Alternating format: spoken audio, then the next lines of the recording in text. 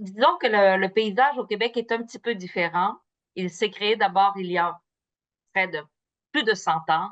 Il y a des producteurs privés qui ont commencé à faire de l'hydroélectricité. C'était de la production privée.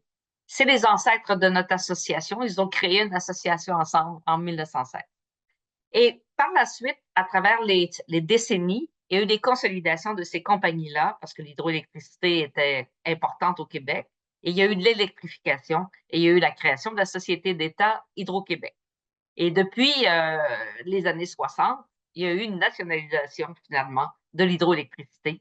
Et toutes les compagnies privées, pratiquement toute la production privée a été nationalisée avec la société d'État qui est Hydro-Québec, qui est un petit peu l'équivalent de votre EDF, ça, si je puis dire. Donc, la société d'État est très près des communautés, travaille de concert avec toutes les parties prenantes. Et ils ont développé au cours des décennies, en fait, les écosystèmes se sont créés autour de l'hydroélectricité avec notamment les grands travaux de la baie James qui ont commencé dans les années 50, 60, 70.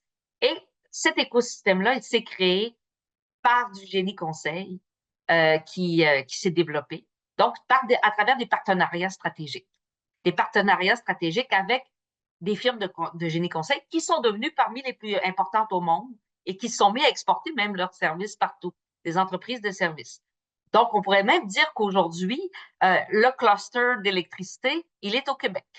Donc, on a plein de manufacturiers, on a plein de firmes de génie conseil qui donnent des services à la société d'État et aux communautés, mais pas seulement, qui en donnent aussi dans le reste du Canada et aux États-Unis et même ailleurs dans le monde.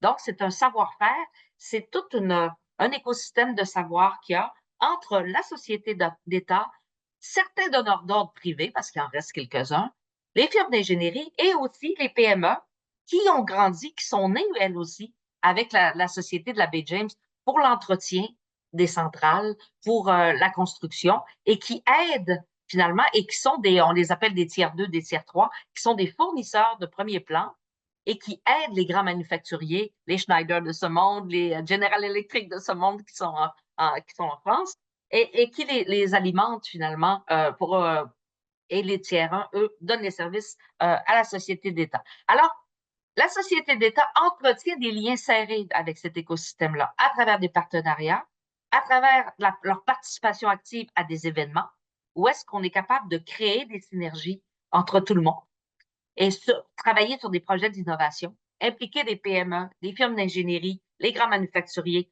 par rapport aux défis que la société d'État a. Et comme vous le savez, on était dans une situation de surplus, ce qui n'est plus le cas. Pourquoi? Parce que finalement, on a des grands industriels. L'industrie est importante au Québec, vous le savez. C'est près de 30 de nos émissions de CO2. Alors là, le lien va se faire entre la société d'État et cet écosystème-là et ces grands partenaires-là industriels qui doivent se décarboner. Et où est-ce qu'ils veulent se décarboner en premier? Ben, c'est souvent au Québec. Parce qu'on a déjà une électricité qui est de source renouvelable à près de 100 Donc, et eux, ils doivent avoir démontré à ces grandes compagnies-là qui viennent de partout dans le monde et qui opèrent au Québec, elles doivent démontrer à leur maison mère qu'ils font un effort de décarbonation puis qu'ils sont décarbonés peut-être à 40-50 d'ici 2030, d'ici 2035. Donc, nos besoins deviennent importants d'électrifier et de décarboner.